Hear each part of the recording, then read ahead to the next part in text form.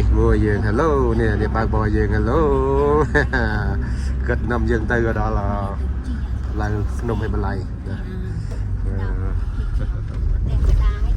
ឡើងជាមួយនេះ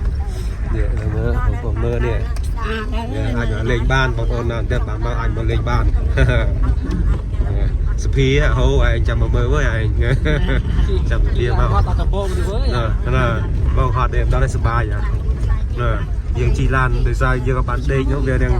អស់កម្លាំងបានឥឡូវយើងបានដេកមួយយប់នៅតែទៀតហើយយើងតែគេសំដេកសំសួរអីល្អមានតែក្តៅទៅអីហើយស្រួល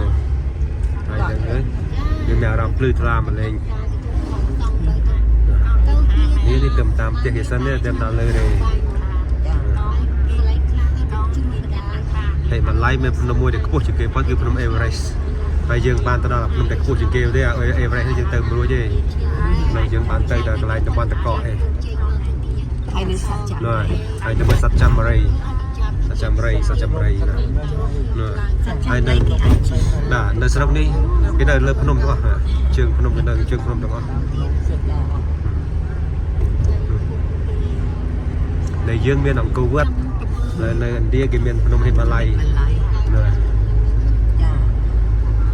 ឬភ្នំហេមពៀននេះជើងភ្នំនៅស្រុកនេះនៅលើភ្នំទាំងអស់ពួកនេះសម្បូរនេះមានចាក់សាំង